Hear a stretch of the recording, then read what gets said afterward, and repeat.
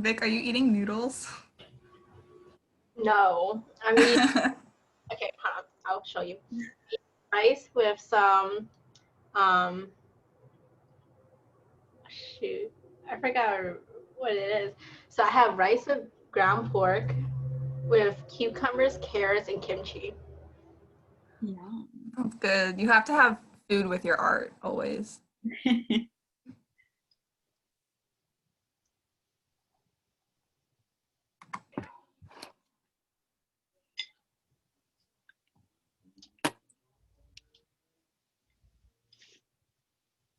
So how's everyone's day?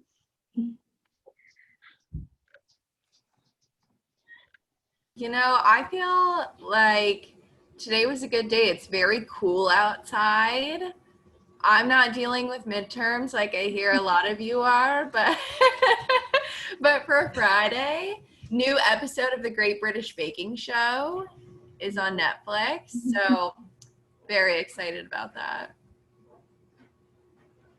The show is so wholesome. I love it so much. Dude, I watched the first episode last Friday and it's been so long since they had a new episode and I just started crying because it's so sweet and you can't not just be full of joy whenever you watch it.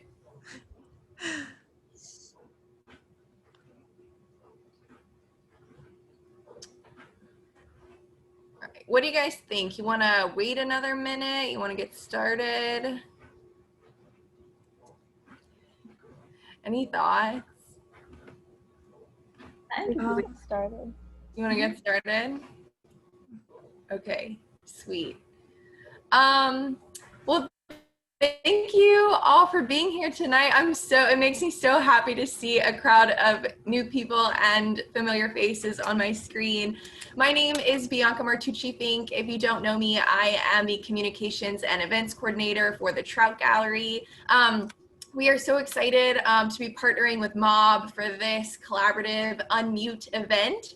If you haven't heard about Trout Unmute yet, it's a new virtual event series that we've started for this weird virtual semester. So we have a few more coming up, and hopefully you guys can join us for that too, but definitely look out. The Trout Gallery is doing a lot this semester that you can be involved with. So thank you guys so much for being here. And with that, I'll let Mob take it over for a bit. Right. Hi, everyone. We're very excited about this partnership. I'm Jules, and I am a weekend events chair for Mob. Tambi. And I'm Tambi, the other weekend events chair, and Jules co-chair. So yeah. And we're the Trout assistants. So I'm Grayson, and I'm an interpretation assistant at the Trout Gallery. My name's Emily Benson. I'm also interpretation assistant at the Trout Gallery. I'm a senior this year. My name is Jackson Rhodes, and I'm also an interpretation assistant at the Trout Gallery and a senior this year.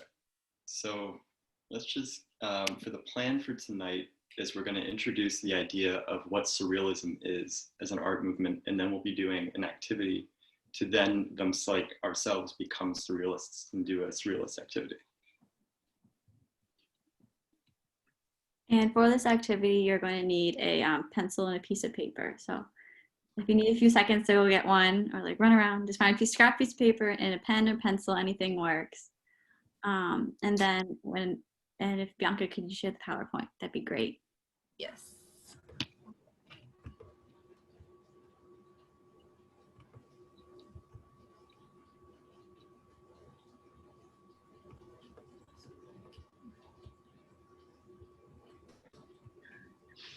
And then you can go to the next slide that has. Next slide.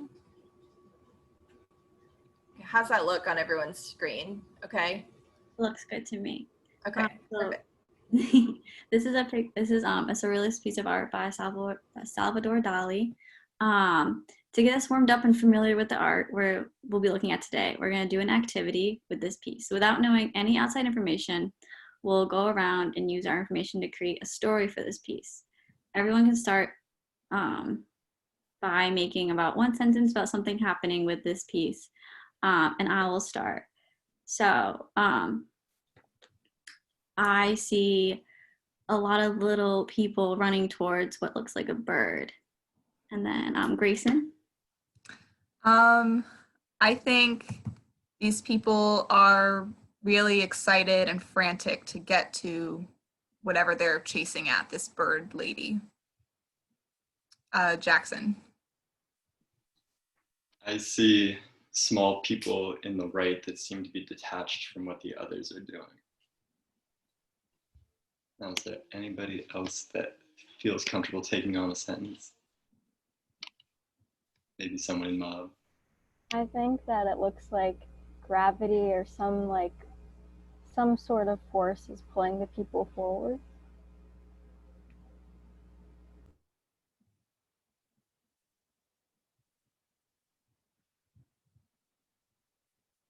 It seems like I see kind of like almost a mirror image, like another person being pulled out of like the woman bird figure.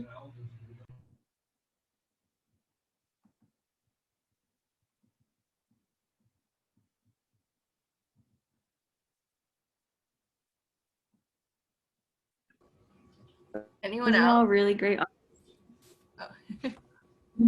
Go ahead. Does anybody else have any other things they'd like to say? Anything they notice or pick up on or could like kind of contribute to the story a little bit?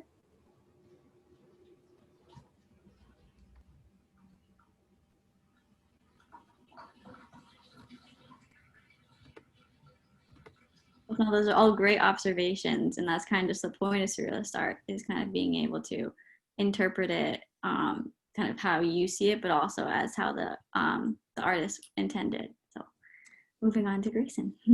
Yeah, so for our topic for today, this painting, as we said, is part of a style called Surrealism, which was an artistic movement that started in the 1920s after the violence and insanity of World War I.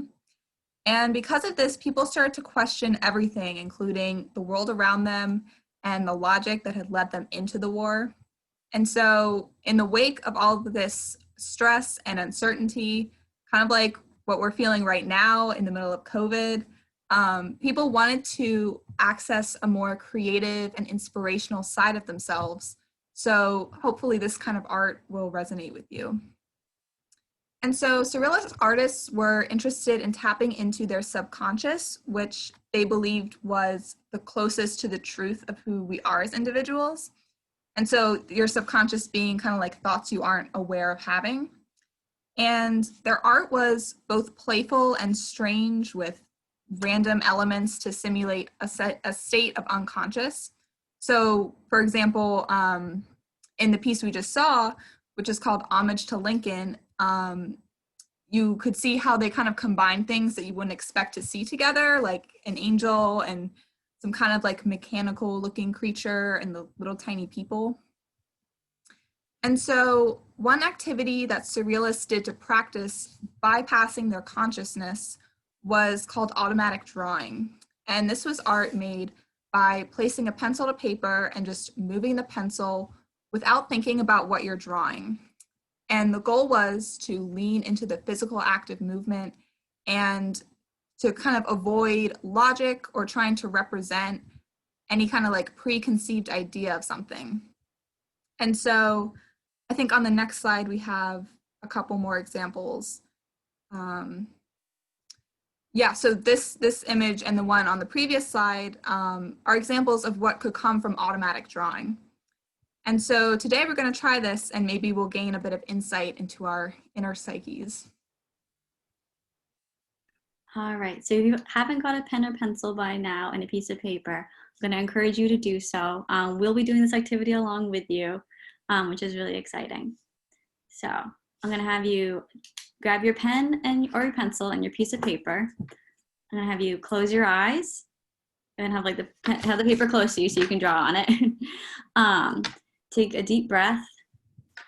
Clear your mind of any intrusive thoughts that could be clouding your judgment, clouding your subconscious. And with your eyes closed, just start drawing in a continuous motion. You can pick up your writing utensil, but I would recommend to not, and just let your subconscious take over. Try not to actively think about what you want to draw, but just let your hand draw what it needs to draw, what it needs to tell you. I'm going to time you for about 2 minutes, but you may stop whenever you like. Okay, I'm going to have you begin now.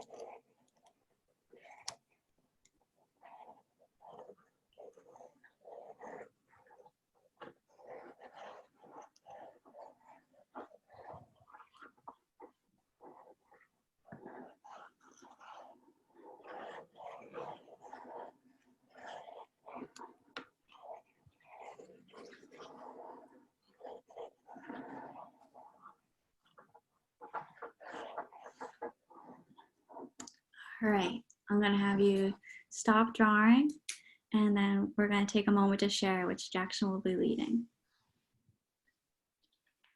All right. So when just looking at it right now, don't worry about trying to think about some ulterior meaning or like what it represents, but just looking at it for what it is.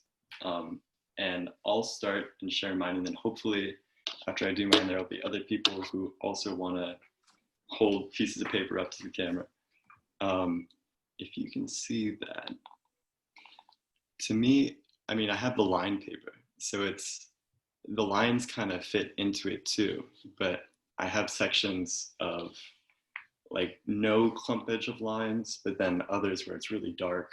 And so I wonder what that could possibly mean about my subconscious. So are there any other people that feel like, you know, they're dying to show off what they have?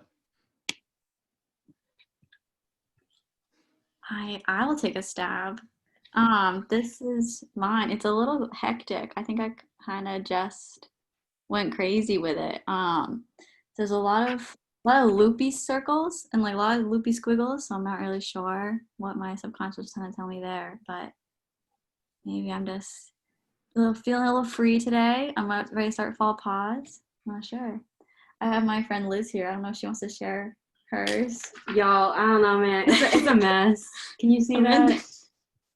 You know, I thought I was taking up more of the paper than I was, so maybe I'm confined in my self-conscious. Maybe. Trying to break things. You're a little too hard on yourself, stressed. Okay. What other examples do people have? I'm not gonna lie, I feel pretty proud of mine. And,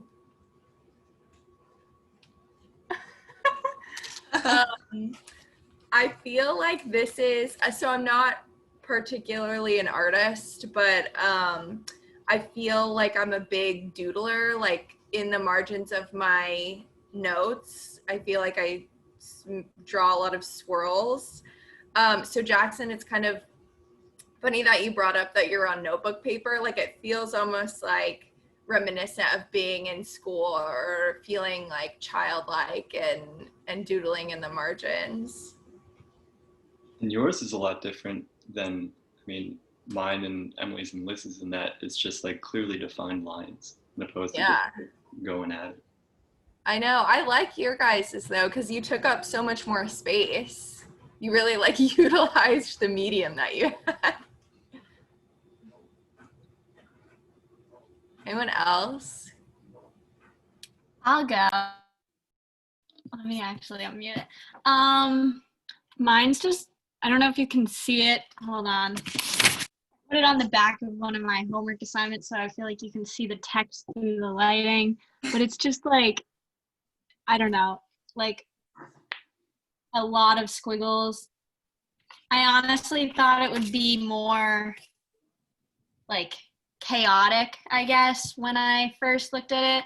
And this is definitely chaotic, but I thought it would be like much darker in all, like certain places, and is more spread out than I thought it would be. But yeah, I don't really know what it means, but it made me really calm when I did it. So yeah.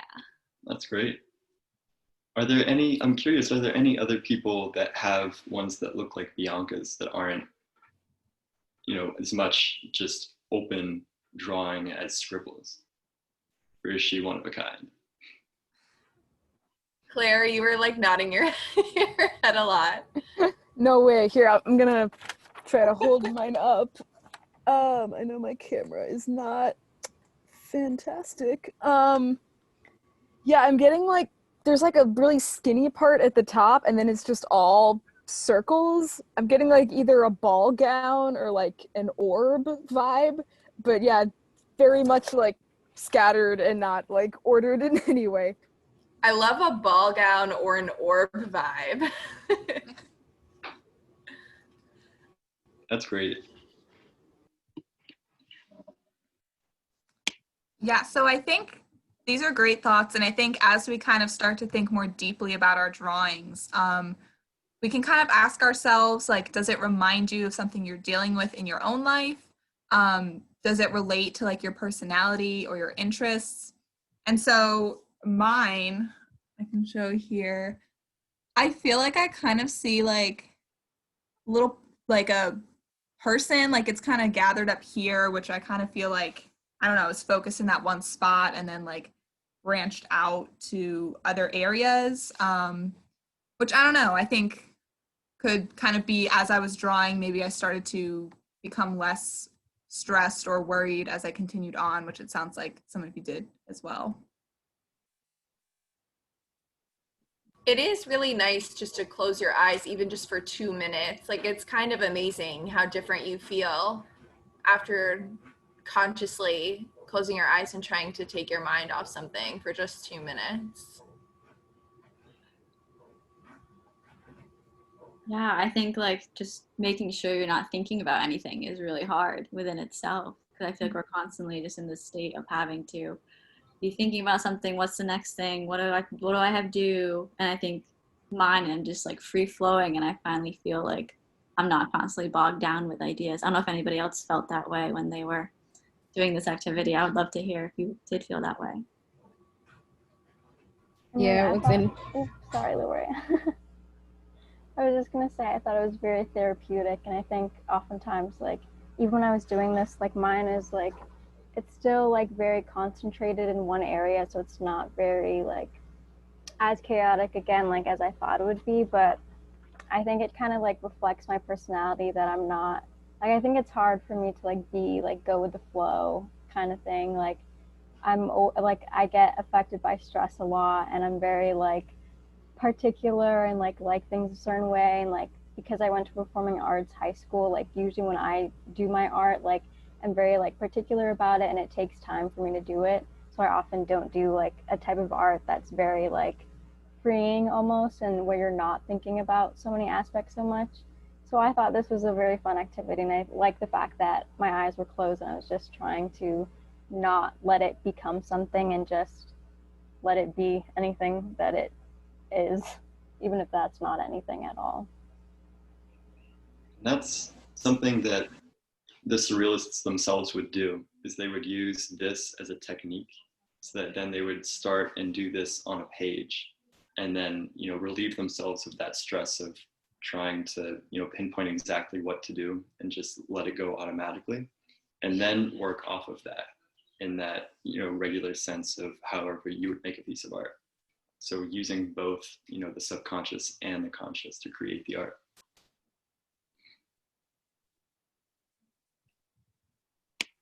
Does anybody else notice things about theirs that they can attribute to things they might be thinking about? I think for mine, I'm curious if anyone was like, oh, sorry, go ahead. no, it's I just for mine, like, it's, I don't know if you can see this, but it's just a lot of squiggles and like there's a lot of circles in it. And like part of me was like, oh, I don't know if this is just because I think drawing squiggles and circles is fun or loops, but I guess there's a lot of like uncertainties in this time now, and especially like in my life. So there's not really like an end to things. So I think that could have been like part of my thought process of just continuing and just trying to like figure things out.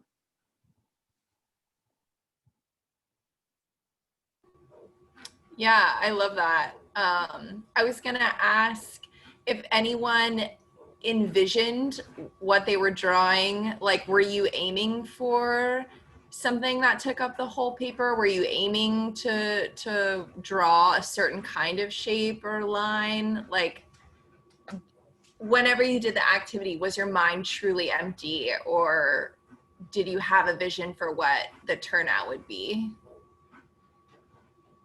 For me, it wasn't so much about the turnout, but I didn't want to draw off the edge of the paper and like on the desk. So I was kind of focused on like trying to keep it like on paper. And it kind of all just formed in, I guess, one section of the paper. And I wasn't really near any of the edges. So yeah. Yeah, mine was the same way. I felt like I kept like pushing myself. I was like, I'm definitely gonna go off the paper, like if I go out any farther, but then I wasn't. And yeah, I think it was like a weird, like just trying to see how far I could go without breaking the line.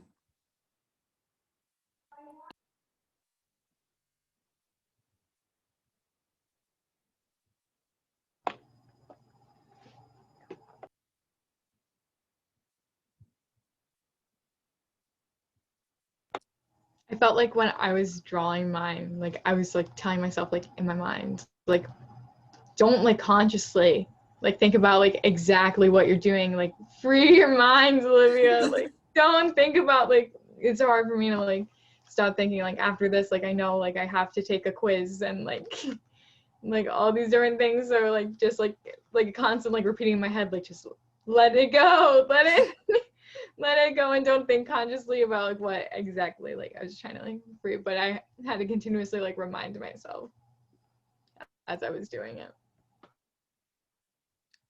Yeah, it's weird that you have to like think about not thinking, which then kind of cancels out the not thinking. So I feel like it could definitely take a lot of practice. For me, I can kind of relate that to like whenever I want to fall asleep, but I can't. I always like have to tell myself like stop thinking, which is also I can connect that back to surrealists is that they, you know, they thought of the subconscious as existing when we're in dreams. And so like Dali was obsessed with dreaming and how, you know, we think in that way. I think I was also sort of going through like a similar like struggling to like detach myself from what I was kind of like in my going on my head, because I know a lot of times like I start out when I'm like drawing like just in general with drawing faces, and so I think that kind of influenced how I was like starting out to draw this piece, and I had to kind of tear myself away like no like empty your mind. But yeah, I think I can sort of see like how like my thought pattern kind of influenced in my drawing.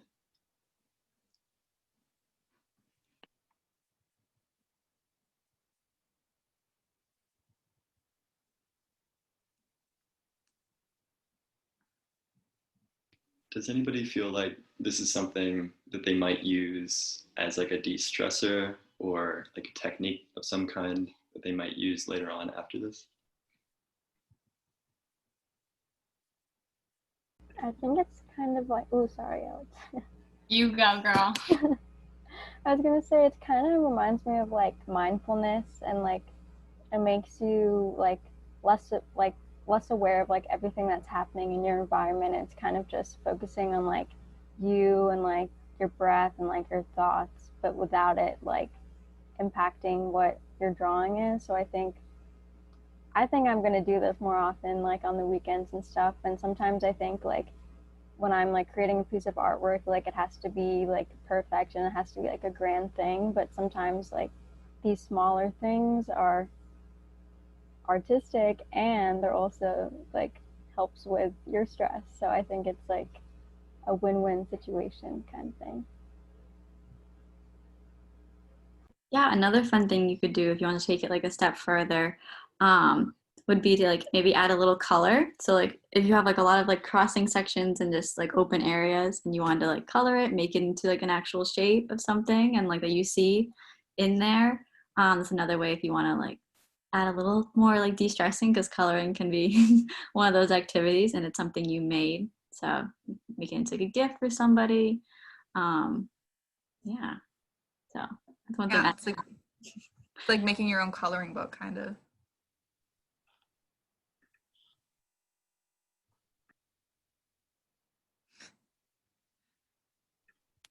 Yeah, I definitely found it very de-stressing. I thought it was interesting because like drawing makes me so anxious. I suck at it. Like I worked with kids over the summer and they drew better than me.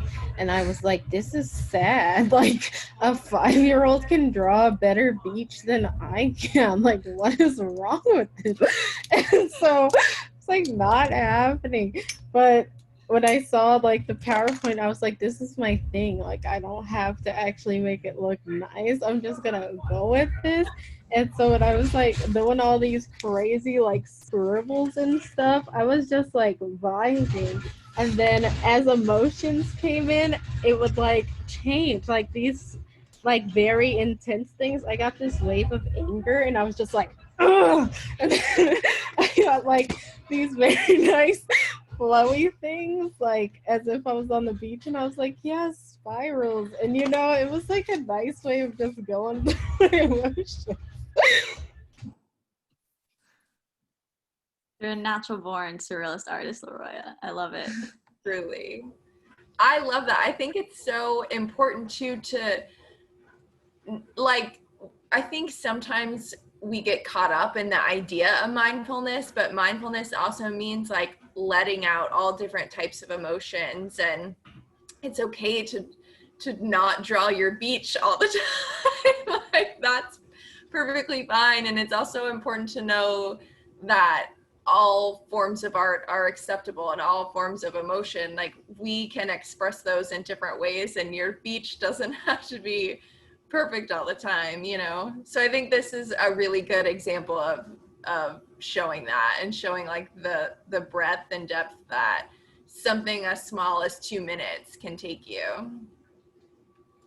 I was gonna say, it reminds me a lot of stream of consciousness, but just like the more artistic way, I guess you could call it. So instead of like writing down like whatever you're thinking just immediately, it was more like almost how you were feeling instead, which I thought was really cool. Yeah, and surrealists were very similar to another group of artists and writers called magical realism. And that's a whole genre of literature that's very like dreamy and kind of stream of consciousness-y. So yeah, it's interesting that this is kind of like a visual form of stream of consciousness.